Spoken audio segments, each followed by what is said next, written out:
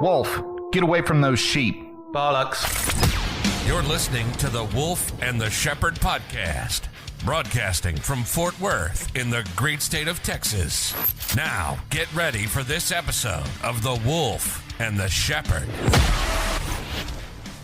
Welcome to this episode of the Wolf and the Shepherd. It's time for another one of our In Other News segments. Joining us once again from On an Island with Pat Beaman. We have Pat Beaman. Pat, good to see you. Oh, good to see you, boys. Sorry I missed the last week. Yeah, it's been a while. See, we couldn't do this episode or this segment or whatever without you. Where have you been? Well, we were in India doing COVID shots for the less fortunate out there. Oh, right. Because you're actually immune because both you and your wife actually got the COVID the first time round, right? I don't know if that makes us immune. We just said we're going for it. Yeah. You know, the poor people in India, I know they're big fans of the show over there. And so we thought we'd go do our part. Yeah. Good deal. Yeah. Well, it's unfortunate to think we might have actually lost some of our Indian listeners. So, well, I didn't think about it that way until you just said it. We need to set a PR campaign among the ones which are still out there, alive and kicking. Gotcha. No, that's actually kind of sad to think about that our listening numbers might have dropped. Yeah. Pat, did you hand out any of those Wolf and the Shepherd t-shirts while you're out there? Not obviously to the people who were dying, that would have been a waste, but, you know, to some of the helpers or something. We did, you know, we wore loud and proud and, you know, passed them out. So yeah, cool. Yeah, cool. Nice. Now, most of the people we passed them out to were volunteers as well, so you'll probably see spikes from France and England, not so much India. That's true. I don't know if our podcast appeases the French. I doubt it. Yeah. I think I've said enough bad stuff about the French. Right. Before we start this week, obviously this weekend, big weekend, if you're a woman, Mother's Day. So, Max, the problem is, though, you do realize this isn't going to debut until long after Mother's Day. That doesn't matter. Okay. They don't know. Well, now they do. Well, the fact you have a mother means you must be buying something on Mother's Day. I am. What are you getting her? She doesn't listen to the show anyway. Well, she's your own mum and she won't listen to it. Well, not only that, but then she would hear this after I've given it to her anyway, right? Right, yeah. So what if I change my mind and then I say what I was originally going to buy and then I don't buy that and I buy something else? All right. So you mean you haven't decided what you're getting her yet? You're going to get something on Sunday morning on the way to her? Yes. All right. Pat, is your mother still alive? She's not. No, mine neither. So if I'm going to celebrate Mother's Day, I need to get in on a seance or something. Yeah. Now, down to the lesser important women, what are you getting your wives for Mother's Day? Now, why is it that you have to get your wife something for Mother's Day? I don't know. See, because they are the mother of your kids, and your kids not my problem. Exactly. Too busy buying Roblox. Well, but it's not. Credits. It's not my mother. My wife is not my mother. So why would I buy her something for Mother's Day? That doesn't make any sense. Yeah. Plus, you should probably get her what she got you for Father's Day. Bloody nothing. Exactly. Yeah. Well, she could grill food because that's usually what I have to do for Father's Day. Right. Yeah. It'll be another do-it-yourself job. Pat, what are you getting, Karen? Because we know you're buying us something. I'm not. I'm getting a card probably because I'll succumb to the peer pressure of that. Yeah. And I've got an older daughter with a job and a car, so I rely on her to actually pick a present out. All right. See, I'm honestly kind of surprised Pat doesn't buy a Mother's Day card the day after Mother's Day and then put it in his desk and then set a little reminder to say, hey, I bought that Mother's Day card for like 75% off. And then he pulls it out of the desk, gives it to the wife, and then remembers the following Monday to go buy a new card. Yeah. Twice, I've got two different cards for occasions in my desk that I've forgotten to give and went and paid full price and then found them later. Oh, man. But that is a good tip. I mean, this is going to come out after Mother's Day. So go down to the store, go buy you a few cheap Mother's Day cards, throw them in the desk, and that way you've always got it taken care of. We're going to single-handedly cripple the greeting card industry. Yeah. Although if your mother is really old, don't go crazy and buy more than like about 3 or 4 because then you might end up just wasting. But you could resell them. Yeah. It might have some people might think a bit bad luck buying cards which were meant for a woman who's now dead. That's true. Yeah. Might place the juju on it or whatever it is. Right. All right, so hit us with some news stories. Now, I'm not promising uplifting stories this week, not because they're all depressing, but because whenever I try and bring in something which about a week ago previously amused me, by the time you kind of read it with lucidity, it is actually a little bit downy. Right. Yeah. So first one, Instagram meme queen, I didn't know there was such a thing, with 5.8 million followers, is accused of launching a smear campaign and trying to extort $320,000 from pet groomer after an employee accidentally cut off the tail of a mom's Pomeranian. Went downhill quickly, didn't it? That went way downhill real quickly. I was celebrating her success on Instagram there as a major influencer, and then all of a sudden a mum's dog gets its tail snipped. Yeah, but I thought Pomeranians didn't have tails. Don't they have those? Aren't those ones, those curly ones, so you can constantly see their arsehole? Oh. Isn't that Pomeranian? Unfamiliar with most dog breeds. Other than Labradors and... Golden Retrievers and Vizslas. No, remember, we get those two. We get the Labradors and Golden Retrievers kind of confused, especially at a distance. Yeah. Yeah. Well, they're basically the same dog. They are. That's what Scooby-Doo was, right? No. Great Dane. Oh. Stafford Terrier or something like that. $320,000 seems like a lot for a tail. Yeah, because I'm pretty sure you could get a prosthetic one made, or like one 3D printed and like stuck on there with Gorilla Glue, and it would do the same thing. You could probably buy one off Wish for like $6. Yeah, but you never know what you're getting from Wish. True. But it's for a Pomeranian, so what difference does it make? She might get a whole Pomeranian live sent in the mail. Well, there you go. Missing the tail, ironically. Yeah. What if she got an actual tail from a Pomeranian and then it turned out to be the Pomeranian's tail? Yeah, that'd be some dark web type stuff going on there. So the dispute erupted after Riley's mother's dog, Noel, the Pomeranian, his name is Noel, Noel, just in case you were worried about the name of the dog, was injured at the pet store in January when an employee accidentally cut its tail. Healthy Spot, which is the name of the said pet groomers, apologized to Noel's owner, agreed to cover the dog's vet bills, and fired the employee involved. Now, I don't know about you, but I think she's done enough there to say sorry. I think so too. You know, paid the bills, fired the person involved. I mean, what else are you supposed to do? Shame them on social media? This meme queen, which I still don't like saying because I don't know if I've ever seen a funny meme by a girl. I kind of like you saying meme queen because I think you want to be a meme queen. Only at weekends. Oh. So, threatening to use a massive social media clout to ruin their reputation if they didn't pay up the money. See? So there you go. So yeah, social media shaming. I was right. Yeah. So the row erupted on Instagram, leading to rabid animal rights supporters sending the pet store chilling death threats, including, "I'll cut your effing arm off," and "kill them and they need to burn." So, wow. There's some lessons in there. That is serious. Yeah. Be careful with Pomeranians' tails. Right. Yeah. Was this some sort of a famous Pomeranian, maybe? No, apparently the woman is the meme queen, who I've never heard of, Riley Tully, also known as Riley Beak. Beak is in like a bird's mouth? Almost. Oh. Yeah, just one too many E's for that. Gotcha. There you go. Well, moving on. Moving on to Mo problems. Yeah. Man who is in a polyamorous throuple with his ex-wife and his new girlfriend admits he has to schedule separate alone time with each of his queens to prevent jealousy. Okay, you lost me a little bit on that because you said they're still all together, but one of them's his ex-wife? One of them's his ex-wife, so one of them's his new girlfriend, and he's in a throuple with them. So why did he get divorced in the first place if they all know about everything? I don't know. Pat, could you ever see having a second wife? Oh, absolutely not. No? No, but I am interested in the polyamorous throuple. Well, that could be good and bad. Yeah. That I'm not going to ask Max. No, that could only be good. The shepherd doesn't want one wife, so there's no point asking me what you want to say. It just seems like that's an awful lot of work to keep track of.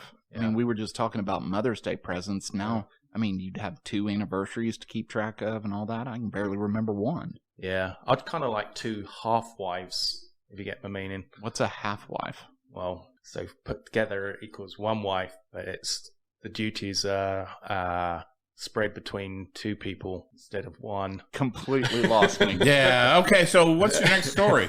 Well, no. There is more. You've got to hear more about this man and his queens. Right. Kevin Wesley, 39, from North Carolina, met his ex-wife. Okay, let's be honest. I thought you were going to say Utah. No, don't just happen in Utah, mate. And his ex-wife, artist Jamie T''Nee, 39 at church when they were teenagers, and they were married by 20 years old. Got divorced, blah-de-blah. There's a lot more explaining that, but nobody's interested in that. With his new girlfriend, her and his ex-wife formed a platonic bond, and Kevin knew immediately that a throuple relationship might be a possibility. So I'm guessing he kind of persuaded both of them, look, this is definitely what I want to do. Here's the next question, I guess. You didn't do what you normally do and hold the phone up to Pat and show him the pictures of the two women. Do we have pictures of these people? Yeah. What are the two queens? You want to see a picture of the two queens? Well, that and the dude. Here we go. Well, now I know why they called them queens. I didn't see that development. No, I did not either. So now I know why you kind of held back the picture until we started talking. Yeah, that's quite a wrinkle that you just added to the story there. Yeah. So this throuple only came about 5 years after the breakdown of the marriage. So, you know, he gave them both some time to come around to the idea, kind of played his hand, and, you know, congratulations to him. Hey, I think more power. Yeah. Good for his patience. Yeah. I mean, especially in this swipe left, swipe right world that we're in. I mean, 5 years to put into that. I guess he's reaping the benefits now. Yeah. Benefits, plural. Yeah, you got to put the hours in. Yeah, you do. Yeah. I think we all agree it's probably well worth his investment. Yes. Yeah. Mysterious headless beast spotted in a tree turns out to be a croissant after terrified locals in Poland called for help. Pat, does it bother you the way he says croissant? Well, I'll be honest with you. I wasn't sure what he's saying until you just said croissant. Yeah. And then it made a lot more sense. I'm saying it. I'm not sure why there's a pastry in a tree, but... Well, but it's just weird. That's how it's supposed to be pronounced, mate. Well, that's how the French say it. And it's a French word. I know, but see, you're saying a French word in an English accent, and Pat and I really didn't know what it was. You're going to have to read this again, because it took me probably 2 or 3 seconds to realize you said croissant. All right. Well, it comes up in the article more than once, so you'll hear it. Anyway, the Krakow Animal Welfare Society received a panic call from a local describing a mysterious creature that had been lurking in a tree for days. The woman said that people had been frightened to open their windows in case the beast came into their homes. Inspectors headed to the scene only to discover that the creature in the tree, which appeared to have no head or legs, was actually a croissant. Yeah, it still bothers me. Yeah. Are you getting over it, Pat, or is it still bothering you? Well, now I'm over it now that I know what he means. Back when I wasn't sure what it was, I had trouble. So was this a croissant that was like locally baked, or was this a store-bought croissant? I don't know. Apparently the Animal Welfare Society got this message, and it's on Facebook, which said it's been sitting in the tree across the house for 2 days. People aren't opening their windows because they're afraid it will go into the house. With some adding, the mysterious beast was brown. Is that what color croissants are supposed to be? Because I don't Would you want to see a picture of it? If they're overcooked, probably is brown. Am I not really sure what a croissant is? Well, we're talking curled light pastries. Oh, that's like 1.5 croissants. Yeah. Well, that's what happens when it's left outside in the...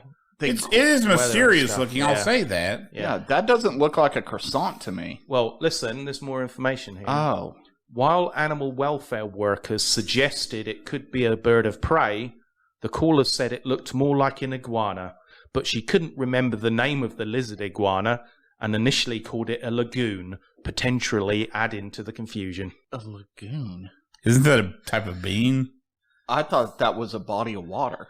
Yeah, she went with the body of water, thing. So inspectors visited the area concerned that a reptile may not survive in the cool spring temperatures. They eventually spotted something in a lilac tree, noting that it had no legs or head. We already knew that we could not help this creature, the mysterious lagoon.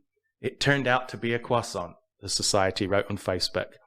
I said I hoped that the bizarre incident, which we believe was genuine, would not discourage others from reporting their animal welfare concerns. The society said it had also gotten calls about abandoned cats, dogs, and even fish. Abandoned fish? Yeah. How do you abandon a fish? It's pretty easy. I'll bring one into the studio and just like leave it on Pat's desk and make a quick runner without him seeing, and all of a sudden I've abandoned a fish. Yeah, but with or without the water. Yeah, but the fish is going to die if you abandon the fish. I'm going to bring it in a thing, and when he's on the phone or when he's playing solitaire on his... Oh. Did they eat the croissant? I don't know.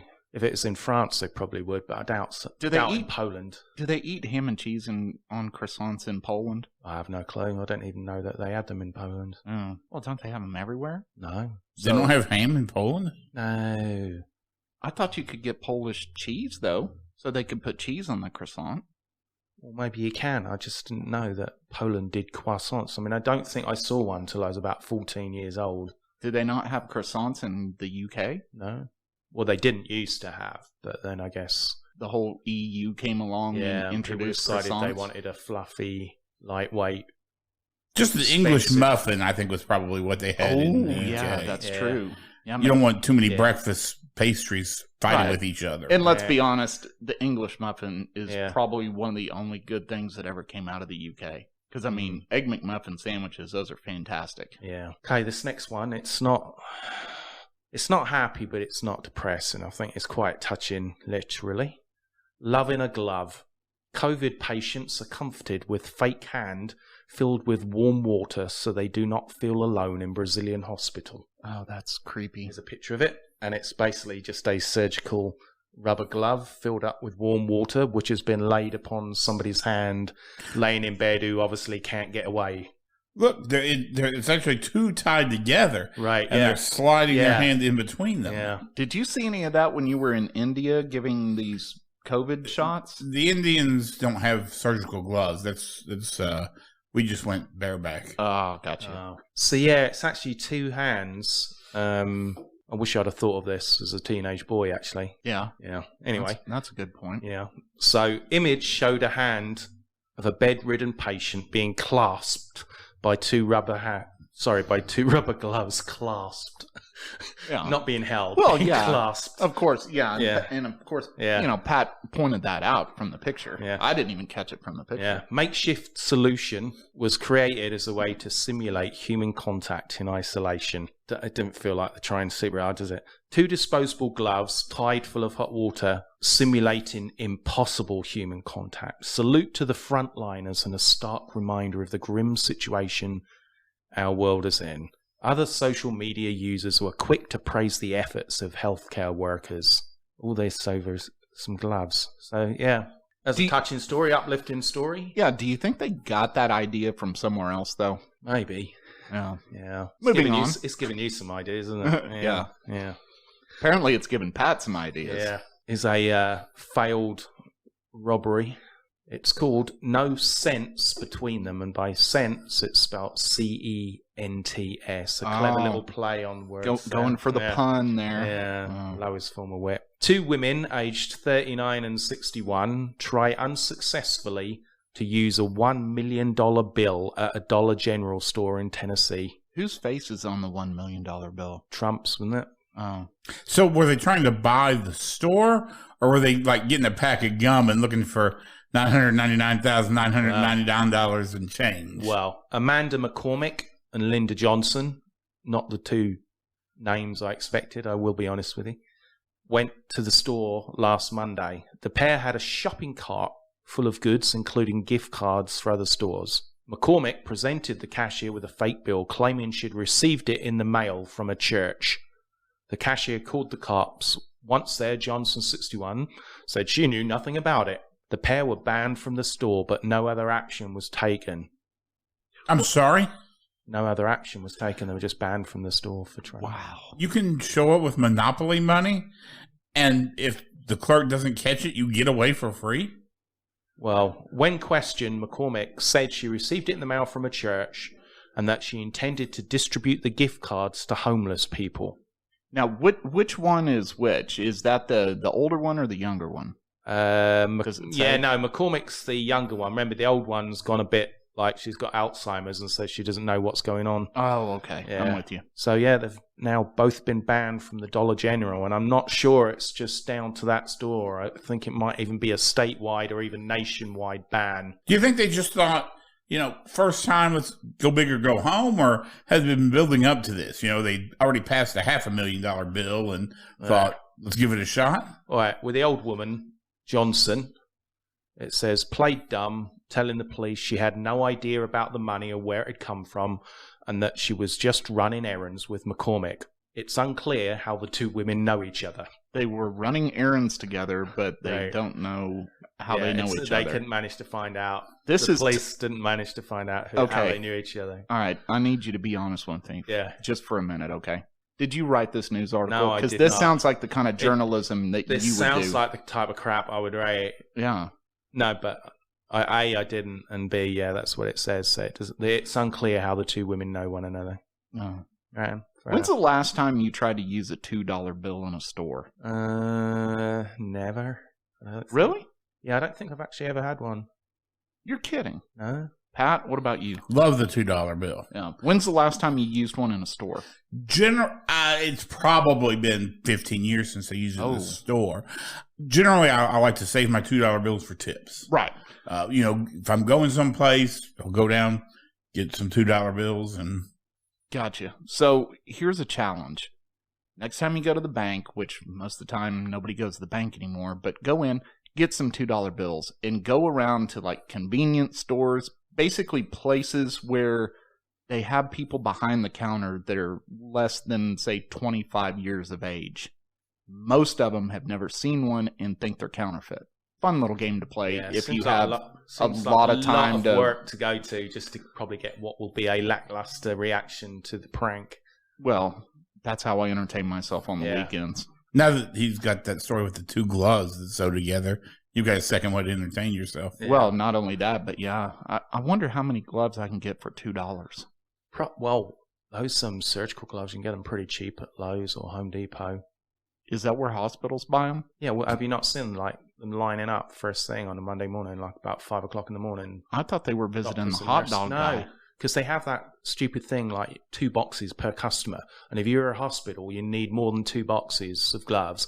So they have to have multiple doctors and nurses buying the boxes of gloves. Okay. And then they just drive them to the hospital. That makes sense. So public service announcement, don't go to Home Depot early in the morning because on Mondays because our frontline workers need to go buy gloves. It opens especially for 1 hour just to let doctors and nurses buy 2 boxes of 12 count gloves each for the hospital, and some of them have to come back and do it again. Pretty small box. There's only 12 gloves in there. Oh yeah, it's like barely thicker than an envelope. Well, 12 pairs of gloves or 12 gloves total? Well, actually, I don't know. It just says 12 count, so maybe that's just 6. Yeah, that's sad. Well, you've only got one arm, 12. Touche. So, after mentioning that rather successful throuple from earlier on, I found an example of where it didn't actually quite work out so well. Oh, no kidding. Yeah. Who would think? Yeah, I would have thought one would provide the pattern for success for all others to follow, but apparently these things have gone about forming a throuple in very different ways, and one has obviously worked well, and this one has gone to crap. Oh, okay. Yeah. So, Washington doctor is charged with trying to hire dark web hitman to kidnap his wife and inject her with heroin twice a day to stop her divorcing him after he invited another woman into their relationship. I think he got things kind of the wrong way round at some points there. Yeah, but let's be honest. If you're going to entertain this throuple idea, right? Yeah. Wouldn't you just kind of float that out there as happenstance conversation? Yeah. You're out with the wife or whatever, and you had a couple of glasses of wine, took her to a nice dinner, and say, I read this news story about this guy that has this perfect throuple. What do you think about that? And then kind of get her reaction, right?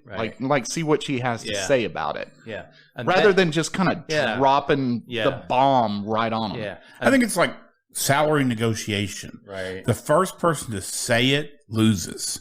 Mm. So you have to beat around the bush to get her to come up with the idea. So if you do beat around the bush, does that increase the chances of the throuple or not? If you spend enough time around the bush. Yeah. Okay. Oh, that makes sense. Yeah. But not the president's. No. Okay. No. Of course, back to the whole introducing the throuple. Yeah. It's dangerous because she might suggest it where you're in the minority. Oh, not the devil's threesome. No. Oh, but that's a good point. Yeah. That is a good point. You could never trust a woman who tried to get you into a devil's threesome anyway. So that would probably be for your benefit in the long term because that would tell you right there and then you need to divorce her. But that is something to be wary about if you're considering going down this road. You wouldn't think you'd have to clarify that, but if you're listening, it's probably in your best interest that you do. Just you don't even want to be that 1 in 10 or 1 in 100 where it really, really is a disappointing evening. Exactly. Yeah. Makes sense. Yeah.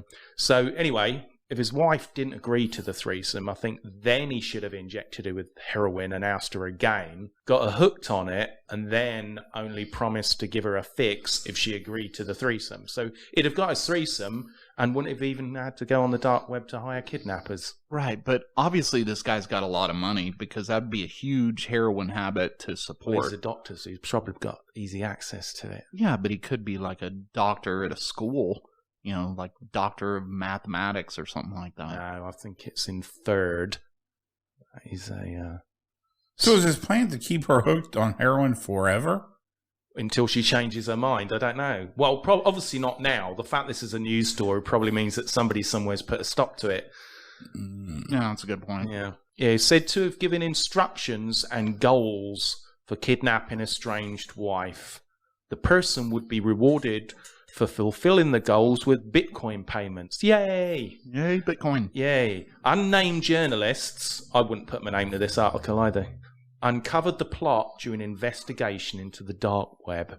The FBI were alerted to the plot, and the dude, because I'm saying that because I can't pronounce his name, it's just LLG. Oh, that's his last name. His first name's Ronald. Let's just call him Ronald. Yeah. Rather than Leg. Has since been charged with the plot. The allegations brought against him. Oh, he's a neonatologist. Neonatologist. Yeah, that's what they make a lot of money. Yeah, that's what I said. What's that then? Oh, that's the baby doctor. Is it? Preemie baby. Yeah, doctor. Preemie baby doctor. Yeah, if they're born before time, if they show up a little early. Well, the shepherd should know because he has all 23 seasons of ER, which he's watched multiple times with his wife. So we're on season 11 right now. Yeah, he's been charged with attempted kidnapping, which can carry a 20-year prison term. And the FBI were actually tipped off by his wife, who herself was informed by a group of unnamed international journalists investigating the so-called dark web. So, yeah, he probably didn't go about it the right way. That's real amateur approach to getting trouble. Well, I'm thinking the dark web is not near as secure as I was led to believe. If the journalists are finding this and hashing it out, I mean, is there just like go to Hitman RS, you fill out a form and... Somewhat similar, because you use something called the Hidden Wiki, which gives you links to all these different stores where you can buy things in, whether it be like drugs, firearms, or Hitman, or whatever else it is you want.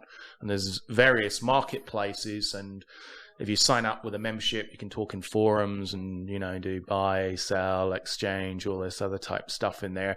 And I guess these journalists, created a spoofed identity, went in there and just monitored the communications and got enough information to get leads to investigate it. Wow. Oh, here's one. Just as well we hate Nike. Just do it. Men who wear large logos on their T-shirts are seen as more promiscuous, study finds. And as an example, they've given a photo of what gender, I'm not sure, wearing a large Nike logo. Is that a man or a woman, or would you not want to guess? Man, that's a tough guess right there. Even Austin Powers wouldn't be able to tell quickly. Is that a gender-neutral person? That might be. Is that what that means? I don't know. Oh, I think you can see his Adam's apple. In nature, males putting on grand displays signal investment in reproduction. That's about the most romantic way I've heard that explained in a way. Right. Yeah. Is that like the peacock? Yes. With all the big big tail feathers. Things, definitely. That's where that song "Shake Your Tail Feathers" came from, right? No, that came from a different bird. Oh, don't know what bird. But you're 100% sure it's not the peacock. No, I'm about 92% sure it's not. Okay. I don't think they shake the tail feathers, do they? Well, maybe they do. No, I'm pretty sure they do. Pat, any inside information on the peacock? I'm going with Max. Yeah. See, I think the peacock shakes the tail feathers, and that's where that song came from. Yeah. Who sang that song? I know. It wasn't Kanye. It wasn't Kanye because it sucked. Okay. A US psychologist set out to see if blingy clothes serves the same role in humans. Again, I don't know where the tax dollars are going for. Blinky clothes, like blingy, like bedazzled from the 80s? Yeah, that kind of thing, yeah. Gotcha. People evaluated a hypothetical, in other language completely made up, man based on the size of the brand logo he wore. Luxury displays are seen more as an indicator of investment in mating than kids. Wearing smaller logos was associated with trustworthiness and reliability. You know, I'll buy that because I went to Dillard's several years ago and bought a bunch of Ralph Lauren Polo white dress shirts. And so I always knew what my size was. I'm like, okay, yeah. And I grabbed like 4 or 5 of them right out of the stack. Just, checked and made sure they were all the same size. Didn't look at any of the shirts, right? So then took the shirts as they were, took them straight to the dry cleaners or whatever, picked them up. One of the shirts had like a little colored horse on it rather than just the, standard one color. It was all kind of fancy, looked a lot better. 3 of the shirts just had one color stitch, but the 5th shirt had this ginormous polo horse on it. The little logo that we all know, right? I think I've worn that shirt one time. I did not know, and it just looks a little promiscuous. Bad. Yeah, a little promiscuous. Yeah. Do the women respond to that shirt though? Yeah. Do they know the shepherd is up for it if you wear that shirt? Oh, that's really what the article's implying. Yeah, that's what it's inferring.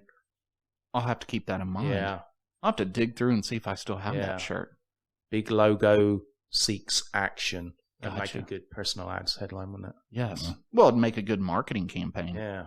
Well, Nike can't scrape the bottom of the barrel any further, so they might as well go with that. Well, that's true. Yeah. But also, does that mean the people that are on like Tinder have big logos on their shirts? Yeah, but they're not representative of what they can fulfill. Oh. It's overcompensating through logo size. Gotcha. I don't know if the wolf generally wears a large logo on his t-shirt. What large logos are those? Because my Adidas ones are only about that big, and my Under Armour ones are even smaller. Okay, then. Yeah. I know what I'm projecting out there. Right. And so do the ladies. Most of them. And it's a lack of enthusiasm and general responsibility. So, yes. If you do sound like you might be interested in that, you can drop me an email at thewolfandtheshepherd@gmail.com. So, the theory was that such audacious displays of wealth are enticing. Here we get to the real crux of Oh, it's all about the gold diggers. Are enticing because they signal a man's economic power and ability to invest in their offspring's futures. That in the corner went from men being promiscuous because of the size of their logo to about women being gold diggers. Now I'm buying. Kanye was right. He was. Yeah. But he's always right. He's always right. Even when he contradicts himself, it's still right because he was right at the time when he said it. Right. Because that's the approach they use with this Dr. Fauci dude who's contradicted himself. I can't tell you how many times, but he was right when he said it. True. But then he wasn't right later on. Do you think Kanye West and Dr. Fauci are friends? Doubtful. Dr. Fauci's a moron. Kanye is a genius. Kanye is a genius. Doesn't he have... He has like a shoe brand and everything. Yeah, Yeezy. How big are the logos on his stuff? Well, because it's a designer shoe, I should imagine the logo's decently big so people can make sure that you're definitely wearing Yeezy shoes, or maybe the shoe is defined by not having a prominent logo, which is how you recognize the brand. I don't know. I wish we could afford those shoes. How do you not know this? What are Kanye West's Yeezy designer sneakers generally look like? I mean, do they have a big logo on them or not? You've got some. I just wear them once, throw them away. Yeah. So no, that's not true. You sell them on eBay for thousands after you've worn them, just like with your underwear. Thousands of cents, not thousands of dollars. Let's not get carried away. Moving on.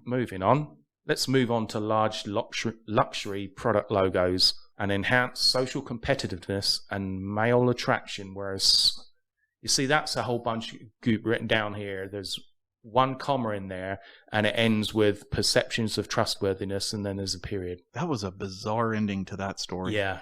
I think he started off with good meanings, switched to the gold digger thing, then dropped some acid, and then didn't finish off the article properly. But I'm glad they still published it, though. Yeah. No, so am I. Poor editing. It is poor editing. Yeah, lazy writing. Yeah. Here we go. Nothing out of the ordinary with this story, really. Florida man arrested for reportedly tossing gator into Wendy's. Oh, I think I saw this. There's a video that goes along with this, right? I don't know. I sent you the original screenshot when I found it. I probably might be that. Yeah, well, I probably didn't even look at it. Yeah. Now, in England, tossing something means a little bit different than it does here. Yeah, because there's like, you call somebody a tosser. Yeah, and it's basically the same as wanker. Which means what? You remember those surgical gloves filled with that warm water? Right. Yeah, it's along those lines. Gotcha. Yeah. Tosser. Yeah. Self-growth. You're a tosser, you're a wanker. Wanker tosser. Yeah, so anyway, Florida man arrested for reportedly tossing gator into Wendy's. He was arrested. Oh, now it says he, not even allegedly, was arrested for throwing a live alligator into a Wendy's restaurant drive-thru. Oh, you didn't say it was alive. Yeah. Well, why would you throw a dead alligator? Come on, it's not pervert. Yeah. Oh, that's true. Right. That would be animal cruelty. Joshua James was charged with aggravated assault with a deadly weapon, illegally killing, possessing, or capturing an alligator, and second-degree larceny, petty theft, according to Palm Beach Sheriff's Office. He has not been released on bail as of Monday afternoon.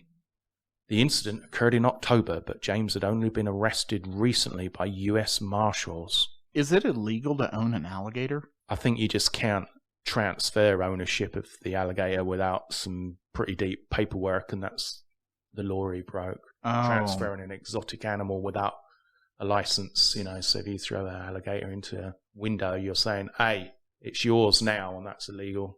But what if he was trying to exchange the alligator for chicken nuggets? Wait, why would you go to Wendy's? Their chicken nuggets are inferior. Well, I mean, maybe the dude likes that. Maybe he wanted a baked potato and chili, and he's like, hey, I don't have any money, so here's my alligator. Well, what if the meal was actually for the alligator? He didn't want the alligator to eat in a car because it's a messy eater, let's be honest, and probably poops there as well. So he's throwing the alligator in there. Yeah, just let me eat his food in there, then pass him back, and then you can give me my food in a bag. But they probably freaked out as soon as they saw the alligator, didn't give him a chance to explain himself.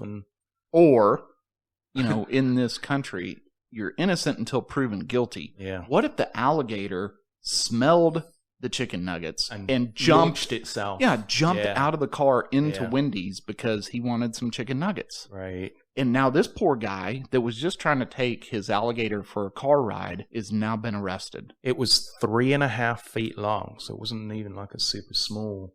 Yeah, that's a decent-sized gator. Yeah. I mean, not like the ones that you always see on the news where it's like giant alligator walks through the golf course or whatever. But, I mean, 3.5 foot long, that's a decent-sized gator. Has anybody ever thrown an alligator at you, Pat?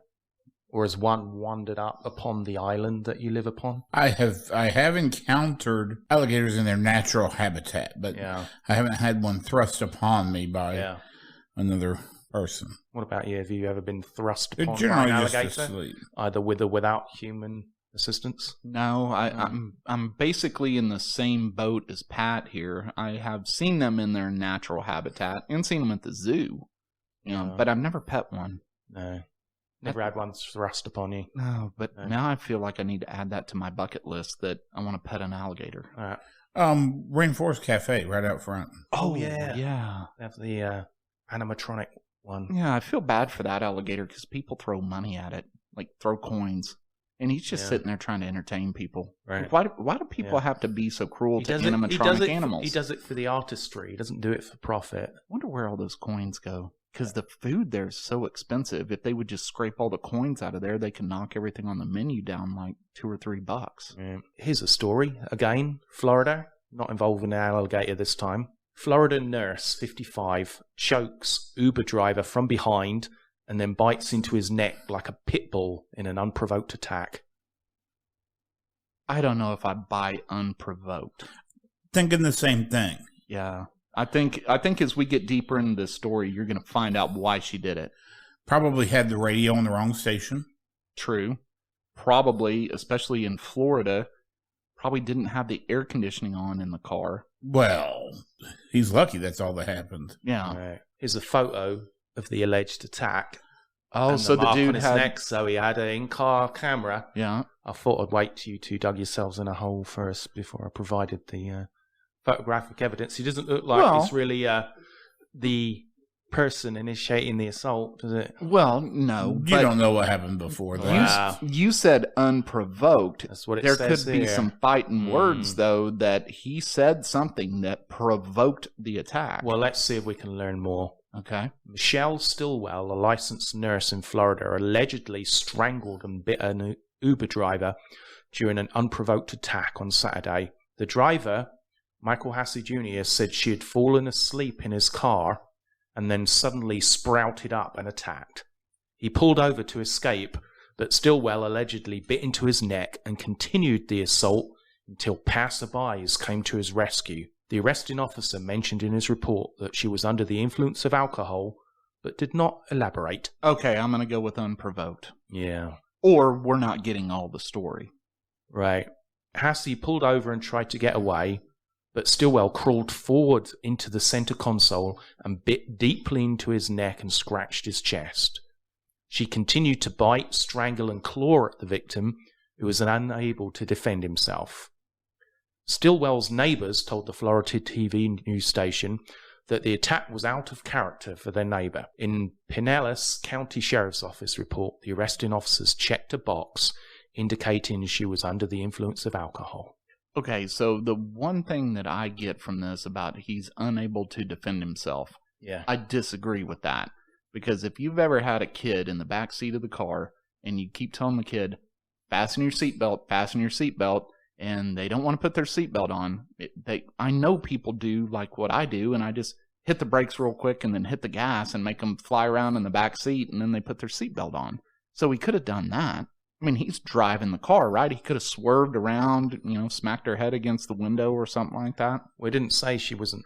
I think until he parked, it doesn't say whether she was seatbelt off at that point. Well, yeah, but the parking part is where he made the mistake. Yeah. I mean, he could have just went nuts, started drifting and, doing donuts and all kinds of stuff, so she couldn't get to him. Then the cops are going to say, hey, that guy might be drinking or something like that. Let's pull him over. Of course, it's probably one of those situations where it's like, where's a cop when you need a cop? Somebody runs a red light next to you. It's like, hey, where's the cops at? But then you go 5 miles over the limit and boom, there you got you. I love how you've successfully armchair quarterbacked being bitten in the neck by a woman in the back of the car while you're trying to perform a public service via Uber. What about you, Pat? Do you think you'd be able to fight off a woman biting your neck in the car? Why would I want to is the big question. Well, you saw the mark, mate. It's not playing around. No. I mean, I know some people pay good money for that, but apparently you'd... look at that. Does that look like the face of a man who's happy? No, it does not. But honestly, he's an awfully big guy. He should have been able to handle her. You'd think so. He's got a terrible tattoo. Yeah, it really is atrocious. Yeah, maybe that played into the attack. So, back to provoked. Yeah. There you go. She didn't like his tattoo. Yeah. Yeah, but that's just getting butthurt and being a snowflake if you're getting offended by that. Well, that's true. Yeah. But we don't know that the nurse wasn't a snowflake. That's true. Lots of unknowns in that story. Yeah. I feel like there's that balance of there's a lot more to the story, but I'm not interested enough to read it if they publish it. True. So the last one for today, I'm a bit surprised that this didn't work out, but it's entitled Smile, You're on Jihadi Camera. Outcry in Iraq over prank TV show that has fake ISIS fighters kidnap celebrities, strap suicide vests to them and tell them they'll be executed. This sounds fantastic. Absolutely. Right? Look, I'm going to tune in. Look, you and I on this podcast have talked for a long time about how lazy Hollywood has gotten. Right. There is some dude somewhere that is creative, and I don't care if it's HBO, Netflix, Hulu, whatever.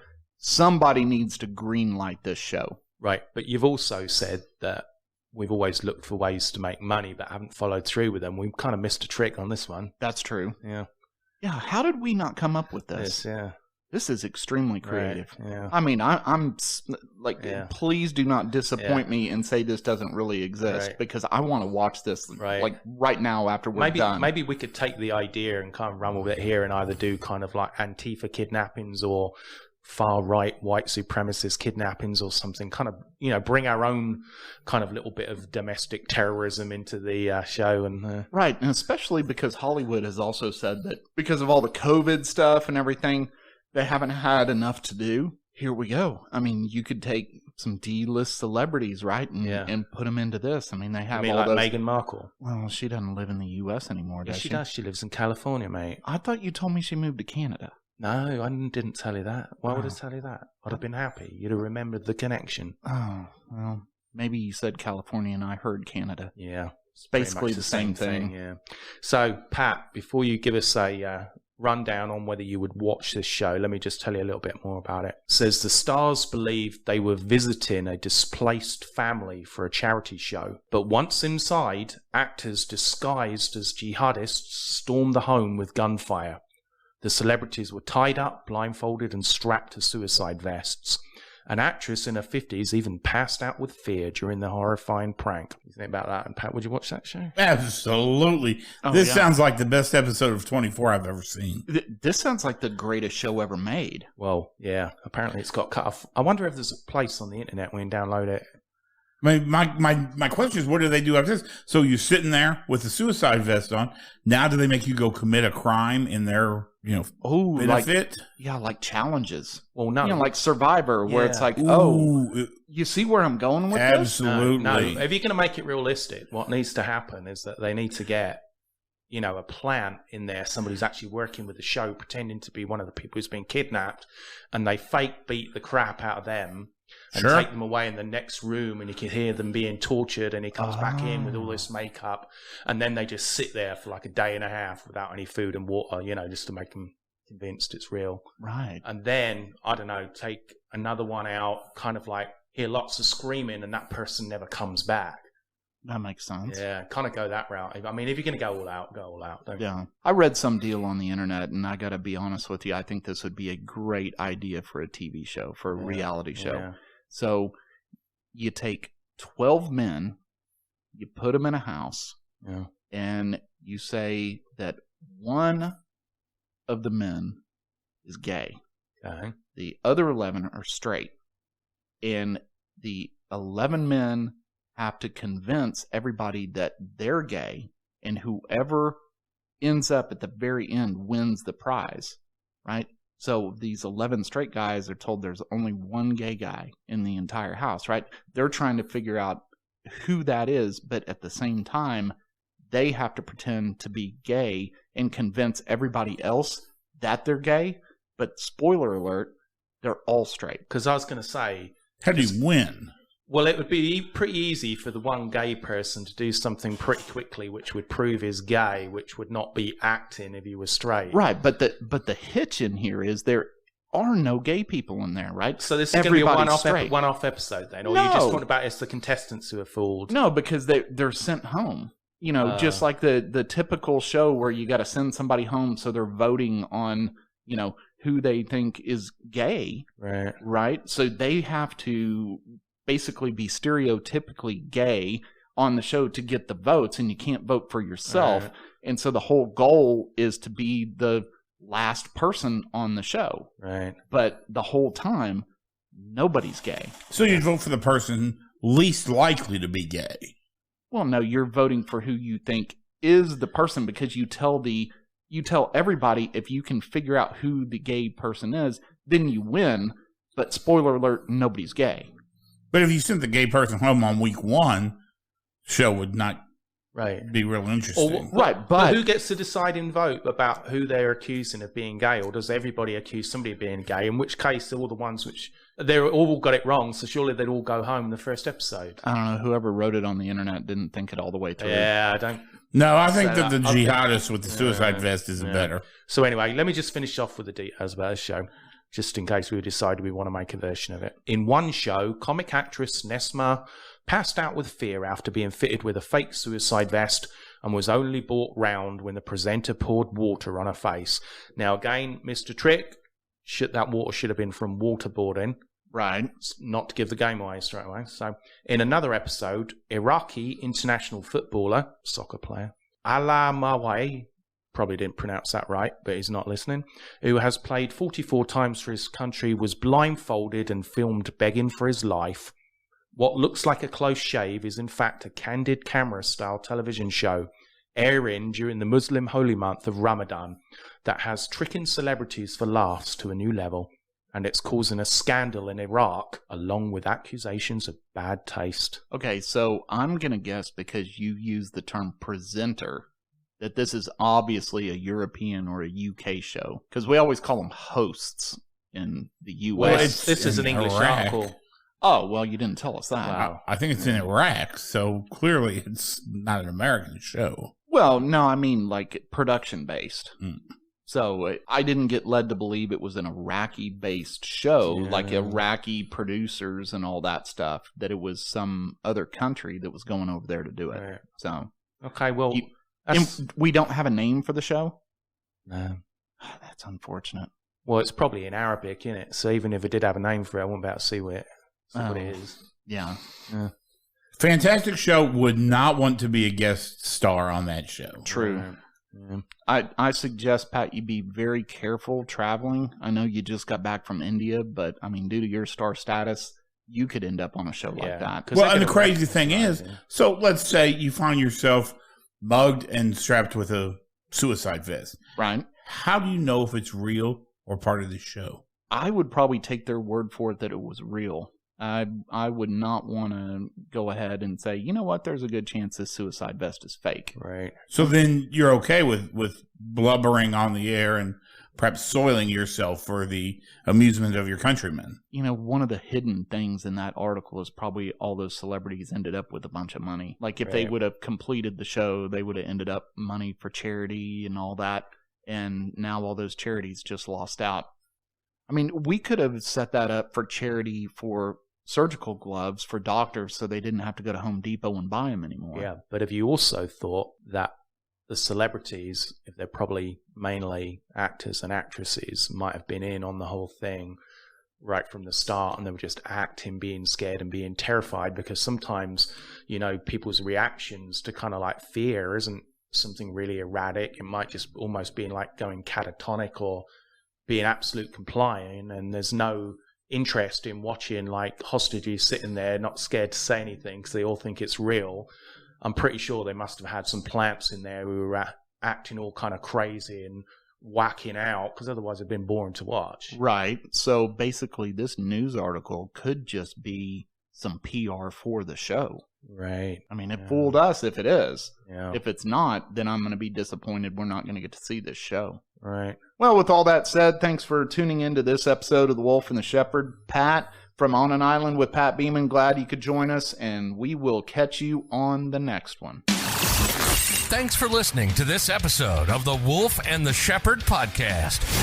If you like what you just heard, we hope you'll pass along our web address, thewolfandtheshepherd.com, to your friends and colleagues. And please leave us a positive review on iTunes when you get a chance. Check us out on YouTube, Facebook, Instagram, and Twitter for additional content. Join us next time for another episode of The Wolf and the Shepherd.